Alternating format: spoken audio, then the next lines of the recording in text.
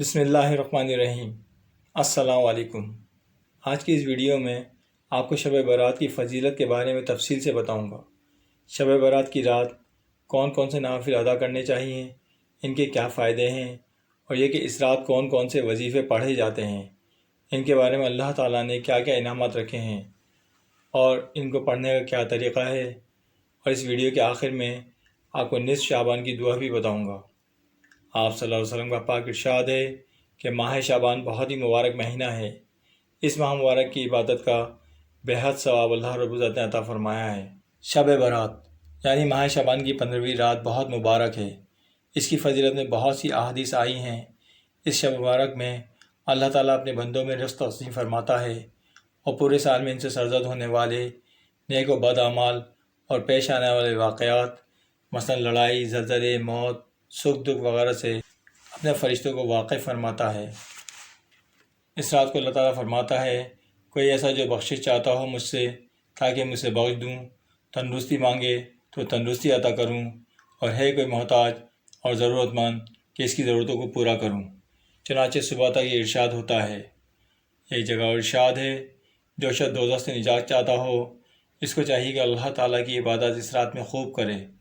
اللہ تعالیٰ اس رات میں اپنے بندوں پر 300 رحمت کے دروازے کھول دیتا ہے اور سب کو بخش دیتا ہے، مگر مشرک، جادوگر، نجومی، بخیل، شرابی، کینہ پرور، سود خور اور زانی کو نہیں بخشتا جب تک کہ وہ سچی توبہ نہ کر لیں۔ پس لازم ہے کہ اس مبارک شب میں گناہوں سے توبہ کر کے خدا سے دین اور دنیا کی خیر طلب کریں، اس لیے کہ تقدیر کا الٹ پھیر خدا ہی کی طرف سے ہے۔ ایک اور جگہ ارشاد ہے، دعا تقدیر کے لکھے ہوئے کو مٹا سکتی ہے۔ آپ صلی اللہ علیہ وسلم کا ارشاد ہے، شعبان معظم کی 15ویں شب کی عبادت بہت افضل ہے۔ فرمایا، شب کو اللہ تعالیٰ اپنے بندوں کے لیے بے شمار دروازے اپنی رحمت کی کھول دیتا ہے اور فرماتا کہ کون ہے جو اس شب کو مجھ سے بخشش طلب کرے اور میں اس کو عذاب دوزخ سے نجات دے کر اس کی مغفرت کروں۔ فرمایا آپ نے کہ اس شب کی عبادت کرنے والے پر دوزخ کی آگ اللہ پاک حرام کر دیتا ہے۔ اس شب برات میں عبادت کرنے کا اللہ پاک نے بے حد ثواب رکھا ہے۔ اس رات کی ابتدا یعنی شب برات شروع ہونے سے پہلے شعبان کی 15ویں شب کو غسل کرنے، اگر کسی وجہ سے غسل نہ کر سکیں تو اس سے باوضو ہو کر 2 رکعت تحت الوضو پڑھیں، اور یہ نماز بہت افضل ہے۔ اس کے پڑھنے کا طریقہ کچھ اس طرح سے ہے۔ 2 رکعت نفل تحت الوضو، ہر رکعت میں سورہ فاتحہ کے بعد آیت الکرسی 1 بار، سورہ اخلاص 3 بار پڑھیں، اور مغرب کے وقت سے ہی عبادت میں مشغول ہو جائیں تاکہ نامہ اعمال کی ابتدا اچھے کاموں سے ہو۔ غروب آفتاب سے پہلے باوضو ہو کر 40 مرتبہ یہ کلمات پڑھیں۔ انشاءاللہ یہ وظیفہ کرنے سے اس کے 40 سال کے گناہ معاف ہوں گے۔ وہ وظیفہ اور اس کے پڑھنے کا طریقہ یہ ہے۔ وظیفہ 40 سال کے گناہ معاف۔ غروب آفتاب ہونے سے پہلے باوضو ہو کر 40 مرتبہ یہ کلمات پڑھیں، لا حول ولا قوت الا باللہ العلی العظیم۔ انشاءاللہ یہ وظیفہ کرنے سے آپ کے 40 سال کے گناہ معاف ہوں گے۔ 2 رکعت نفل رزق میں برکت کے لیے۔ 15ویں شعبان کو 2 رکعت نماز اس طرح پڑھنی ہے کہ ہر رکعت میں سورہ فاتحہ کے بعد آیت الکرسی 1 بار، سورہ اخلاص 15 مرتبہ پڑھیں۔ سلام پھیرنے کے بعد 100 دفعہ درود شریف پڑھیں۔ انشاءاللہ تعالیٰ اس نماز کو پڑھنے کے بعد اللہ پاک اس کی غیب سے مدد کریں گے اور اس کے رزق میں برکت ہوگی۔ وہ ہمیشہ خوشحال رہے گا اور وہ بہت ترقی کرے گا۔ 8 رکعت نماز 4 سلام سے، بخشش و مغفرت کے لیے۔ ماہ شعبان کی 15ویں شب کو 8 رکعت نماز 4 سلام سے پڑھیں۔ ہر رکعت میں سورہ فاتحہ کے بعد سورہ قدر 1 بار، سورہ اخلاص 25 مرتبہ پڑھیں۔ یہ نماز بہت ہی افضل ہے۔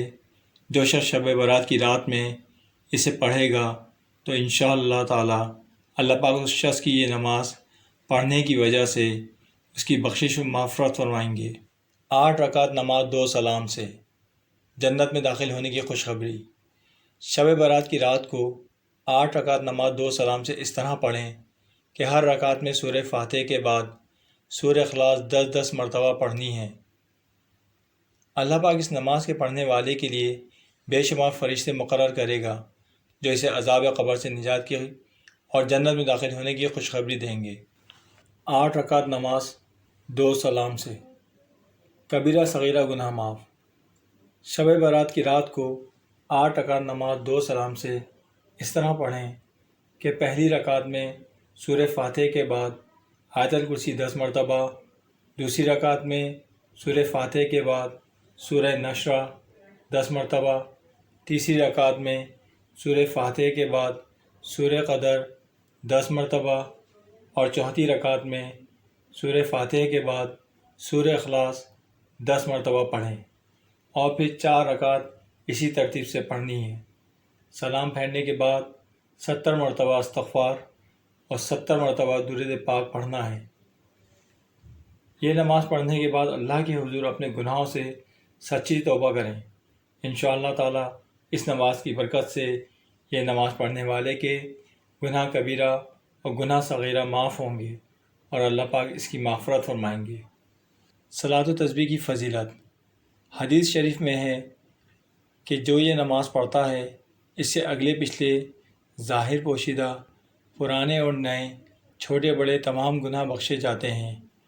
اس نماز کو روزانہ یا پھر ہر 8ویں دن یا سال میں 1 مرتبہ ورنہ کم از کم زندگی میں 1 مرتبہ ضرور پڑھیں۔ طریقہ ادائیگی۔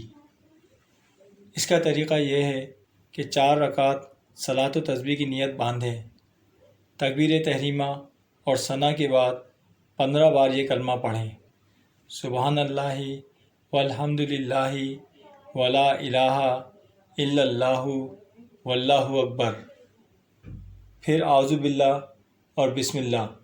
سورہ فاتحہ کے بعد اور کوئی دوسری سورت پڑھ کر 10 بار یہی کلمہ پڑھیں، پھر رکوع میں سبحان ربی العظیم کے بعد 10 بار، پھر رکوع سے اٹھ کر سمیع اللہ لمن حمیدہ اور ربنا لک الحمد کے بعد 10 بار، پھر سجدے میں سبحان ربی الاعلیٰ کے بعد 10 بار، پھر سجدے سے اٹھ کر جلسے میں 10 بار، پھر سجدے میں سبحان ربی الاعلیٰ کے بعد 10 بار، پھر کھڑے ہو کر بسم اللہ سے پہلے 15 بار، پھر اسی ترتیب سے چاروں رکعتیں پڑھیں۔ ہر رکعت میں 75 بار اور چاروں رکعتوں میں 300 بار یہ تسبیح پڑھی جائے گی۔